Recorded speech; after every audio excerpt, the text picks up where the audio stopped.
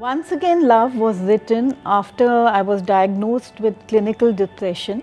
I had a simple back operation and I don't know exactly what happened, but I woke up with clinical depression.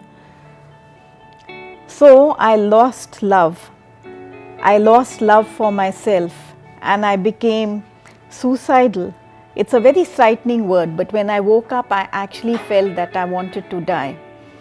I immediately realized that something is seriously wrong with me and I asked for help. I asked for help from God, from my family and my friends. So that's how Once Again Love came about, as I tried to regain the life I once had, to reconnect with that love and life which I had lost. My family and friends were very supportive and my parents also were with me at that point of time. My husband and my 2 sons were like a rock. We often think of love in a romantic way, but we never think of love as being part of who we are.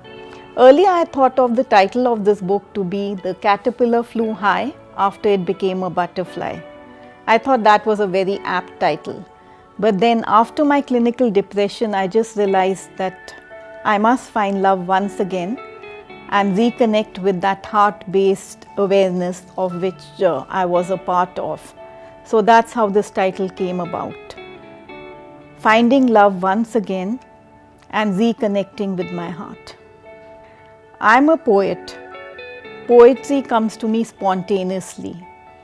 But there are lots of people out there who find it hard going. So with every poem which I've written an extract.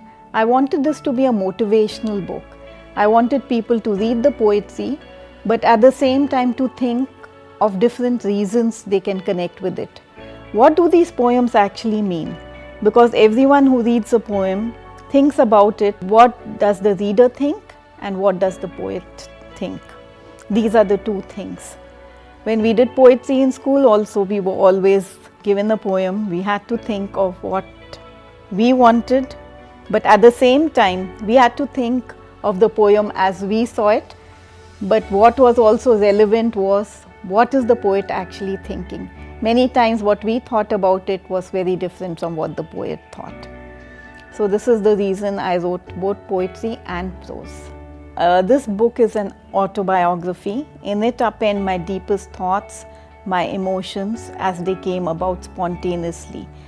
As I kept living my life from 2006, from when I had the back operation, up to the time of 2011, kept writing down my thoughts and feelings, and hence came this book, Once Again Love. Well, I'm always writing. So who knows when the next book will come about, but I'm always publishing in newspapers, in magazines. And now the new medium is Facebook and YouTube. This way you can connect to a lot of people. Once Again Love. That's the poem which is closest to my heart. It teaches me always to be non-judgmental, because I don't know what other people go through in their life. I know what I've gone through. So we must always look beyond that smiling face or beyond the grumpy face to find out what actually the person is going through and not to judge them. So many things happen to people, events you'll never know, when you see their smiling faces underneath all this show. And of course the 2 lines, once again love and reconnecting with the heart. These 2 lines are very dear to me, because you can always come back to that central emotion which is love.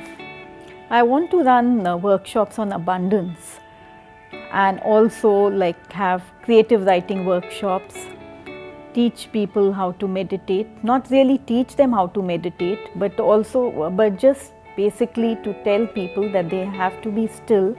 When you pray, God listens to you, but when you are still with a quiet mind, you can listen to what God actually says. So that stillness can be called meditation, because when you are still, your mind is still, God answers the questions you have asked Him. So maybe to talk about energy, sound healing, and put it all together in a workshop. So at one time in the workshop itself, people can learn how to energize a room, have harmonious relationships, and live an abundant life. But most importantly, how to be authentic, to be who you are in this time and place. You don't have to be anybody else. You have your own DNA. Be proud of it. Live your life on your own terms with kindness and compassion for other people, but be authentic to who you are. I would love to host these workshops in schools or in offices where people can really benefit, clear their office space, and also to have harmonious relationships. I also run courses in emotional intelligence, and now I would love to host workshops based on abundance and also to teach people how to be authentic. Do not try to copy anyone, but find your own strength.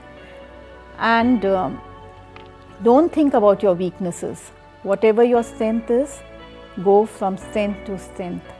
And as you grow, you will forget that you are weak in any way. So be proud of who you are and grow from there.